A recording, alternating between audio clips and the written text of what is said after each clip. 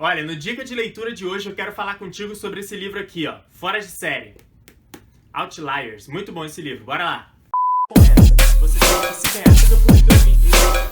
Cara, é o seguinte, esse livro aqui, por que ele me chamou a atenção? Porque ele diz aqui o seguinte: descubra por que algumas pessoas têm sucesso e outras não, né? E aí, eu acredito muito que se nós hackearmos, assim, nós olharmos para a vida das pessoas que têm sucesso, nós conseguimos, assim, encontrar um padrão de comportamento, mentalidade e tal, tudo mais. E aí, se a gente pegar esses padrões e começar a colocar na nossa vida, consequentemente, a gente consegue ter mais sucesso, né? E aí, esse livro me intrigou com essa chamada. Eu falei, pô, vou comprar esse livro, vou ler e tal, tudo mais. Comprei, li e agora eu vou falar pra vocês o que eu acho aqui. É o seguinte, né? Eu achei muito legal a abordagem do autor, primeiro falando da obra mesmo. A obra é de fácil leitura, tá? O autor escreve de uma forma muito simples. O livro é curto, tem 270 páginas mais ou menos, quase 300 páginas. É de fácil consumo, acho que se tu pegar ali firme mesmo, umas 2 semanas, 3 semanas, lendo meia hora por dia, tu lê esse livro todo aqui, tá? Mas vamos lá. O que eu achei interessante da abordagem do autor é que ele mostra que, além dos itens que você tem meritocráticos, né, em relação ao teu sucesso, tem vários itens que influenciam no teu sucesso como um todo. Alexandre, parece que tu tá falando inglês comigo, não tô entendendo nada. Bora lá. A maioria das pessoas acredita que o quê? Para uma pessoa ter sucesso, basta a pessoa trabalhar muito, estudar muito, tipo, ser inteligente, estudar muito, trabalhar muito e, consequentemente, a pessoa consegue ter sucesso, né? Isso faz sentido, né? Pra mim, pelo menos, faz sentido. Se a pessoa estudar muito, ela vai ter mais sucesso, teoricamente, do que uma pessoa que estudou menos, né? Se a pessoa trabalhar muito, ela vai ter mais sucesso do que uma pessoa que trabalha menos, né? E isso faz sentido até um certo ponto, né? Até um certo ponto. E aí ele mostra durante o livro que tem vários outros itens que são importantes para isso. Então vamos lá. No livro ele comenta sobre a questão do QI, né? Quem leu o livro Inteligência Emocional sabe que, além de tu ter um QI, tu precisa ter um coeficiente de inteligência emocional também para ser uma pessoa de sucesso, né? Mas esse livro aqui aborda sobre o QI. Ele falou, olha, o QI é muito importante, porém você não pode ficar preso àquela necessidade de, tipo, tenho que ser muito inteligente para ser uma pessoa de sucesso. Por quê? Porque se fosse só por isso, as pessoas que têm o QI maior que o do Einstein seriam pessoas com mais sucesso que ele. E não são, né? Existe um americano que tem um QI de 190, 200 mais ou menos, ele tem um QI maior que o do Einstein, e se tu for ver a trajetória dele, ele não tem nem 10% do sucesso que Einstein teve, né? Então, se você for analisar só pelo QI, você fica limitado. Ele mostra que o teu nível de QI deveria ser comparado com a altura de atletas de basquete, por exemplo. Se você tem 1,51m e quer ser jogador de basquete, provavelmente tu não vai conseguir. Por quê? Porque 1,51m é quase impossível tu ser aceito num clube de basquete, né? Agora, se tu tem mais ou menos 1,90m, né? Isso aí tu já passou do que, pô, 1,90m é uma altura legal pra você ser jogador de basquete, né? Agora, quer dizer necessariamente que se tu tiver 1,98m você vai ser o melhor jogador? Não necessariamente, né? Se tu tiver 2,05m, você vai ser um jogador com mais sucesso do que um de 1,90m? Não necessariamente. Ou seja, o QI funciona da mesma forma. Você chegou num nível que tu não é um retardado, não é uma pessoa que tem problemas para decifrar as coisas, né? Então você já tem um QI básico suficiente para você ser uma pessoa de sucesso. Além disso, você tem que investir em outras áreas.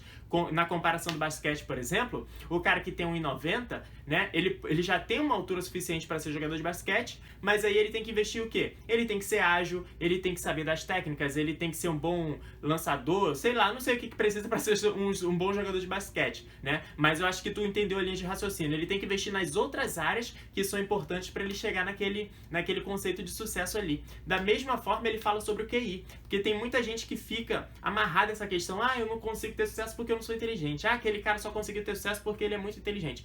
Fulano de tal só consegue isso porque é muito inteligente. Então tu não precisa se amarrar nisso. Uma vez que tu tem um nível médio ali de QI, você já tá no mesmo patamar que os outros, né? É lógico que se você tiver um QI um pouco mais elevado, pô, bom, legal, mas isso não é determinante pro teu sucesso, beleza?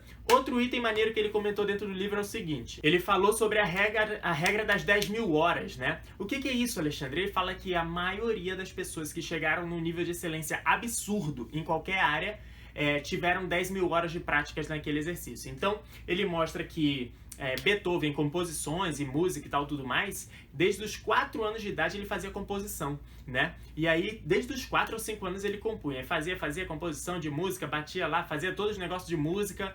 ele sempre estava muito envolvido com isso, ficava quase o dia todo só em negócio de música. Quando ele estourou, mais ou menos em 21, 22 anos, 23, né, segundo o autor, dentro do livro, ele já tinha mais de 10 mil horas de prática só de fazer composição, de tentar tocar um piano, de fazer as notas, de juntar isso, juntar aquilo. Então, quando ele chegou teoricamente para o mercado de trabalho de música, né, quando ele despontou assim, ele já tinha muitas horas de prática, né, e aí ele mostra que isso se estende a todas as áreas. Ele dá o exemplo do Steve Jobs, né, do Steve Jobs e de outras pessoas que começaram na área da programação, né. Lá na década de 60, mais ou menos, quem fazia programação programava por cartões, né, quem é da área de engenharia aí sabe como é que funciona.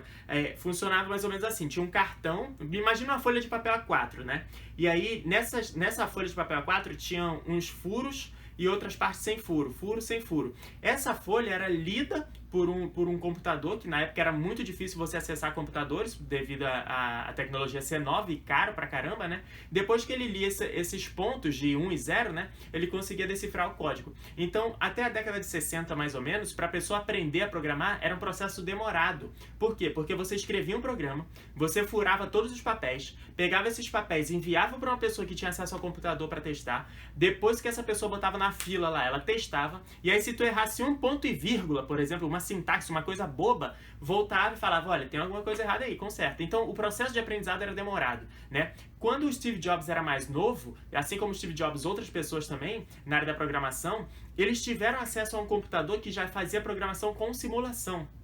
Então, ele estudava numa escola boa, que teve acesso ao computador, e ele ficava o tempo inteiro programando, ele gostava muito de programar, né? Além do Steve Jobs, o autor dá exemplo de outro programador também que foi fundamental para o nosso mundo de hoje, né? E aí eles programavam muito. Então, quando eles criaram as primeiras empresas, já na área de, quando eles tinham 20 e poucos anos, que o Steve Jobs criou a Apple, o outro cara criou umas 2 empresas também, eles já tinham uma bagagem de muito tempo de programação. E o que isso quer dizer? Eles já tinham mais de 10 mil horas de programação. Tipo, já tinha tentado programar errado, tentado de novo errado, tentado de novo errado. Já tinham muitas horas de programação. E isso faz você se diferenciar da média. Então você acaba sendo visto como um gênio da programação, porém o que as pessoas não veem é que, tipo, foi uma junção do que o cara...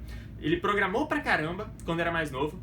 Além disso, ele teve acesso a equipamento porque a família dele tinha uma condição boa e ele também acessou um clube que na época lá a galera fez a junção de dinheiro para comprar um computador pro clube e aí ele ganhou acesso a esse clube para ficar programando. Ou seja, é uma junção de fatores meio que aleatórios que juntou com a dedicação da pessoa, e aí consequentemente quando ele foi abrir a empresa lá quando ele tinha 20 e poucos anos, ele chegou no nível de sucesso. Então hoje olhar para a trajetória dele e falar, o Steve Jobs era um gênio. Não estou dizendo que o cara não tem sua parcela de contribuição individual para o sucesso dele, né? Mas são vários fatores que são importantes para o teu sucesso, além da prática, as circunstâncias que você se aproveita também, né? Então, cara, muito interessante o tema do livro, né? Ele mostra assim que várias coisas estão relacionadas ao teu sucesso, principalmente os ciclos de mercado. Esse é um outro item que ele comentou que eu achei interessante também. É mais ou menos assim. Ele mostra que dependendo do ciclo de mercado que você pegar, no seu país, no seu estado, onde você estiver, né, você acaba tendo um pouco mais de sucesso ou menos sucesso que outra pessoa com a mesma capacidade que você.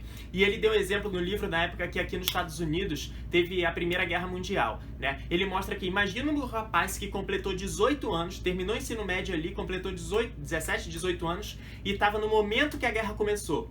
A vida desse cara, por mais que ele fosse um gênio, vamos supor assim, a vida desse cara foi influenciada pelo ciclo econômico que o país estava vivendo. Porque esse cara foi pra guerra, né? Se não morreu lá na guerra, voltou numa condição diferente, emocional.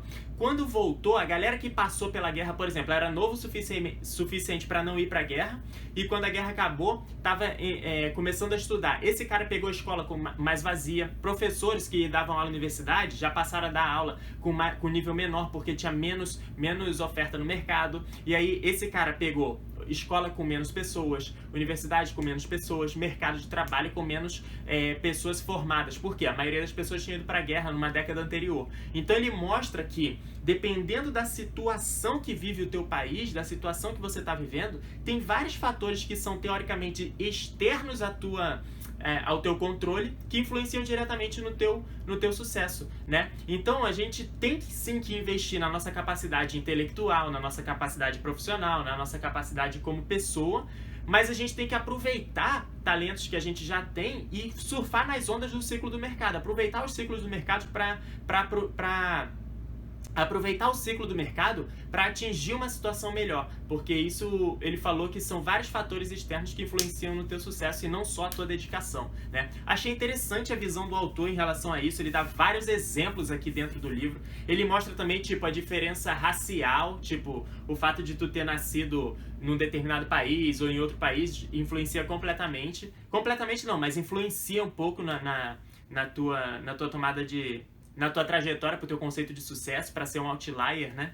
E aí ele mostra isso muito maneiro aqui dentro desse livro. Então, esse foi a dica de leitura desse livro aqui. Eu quero saber se você já leu esse livro, se você gostou, se você não gostou, e o que você acha desse assunto. Você concorda com o autor? Você acha realmente que, além da tua dedicação, você precisa de outros fatores externos que influenciem para o teu sucesso? Ou você acha que, não, Alexandre, eu acho que só se eu me dedicar bastante, trabalhar bastante, eu consigo ter sucesso sim, e pronto, e acabou. Diz aqui pra mim nos comentários, me manda lá no Instagram, @alexandre.afilho, né? E vai assistir os outros dicas de leitura aqui do canal. Se você não tiver inscrito, se inscreve aqui, né? Me manda mensagem lá no Instagram e a gente se vê no próximo vídeo, no próximo áudio, no próximo stories. A gente se vê por aí.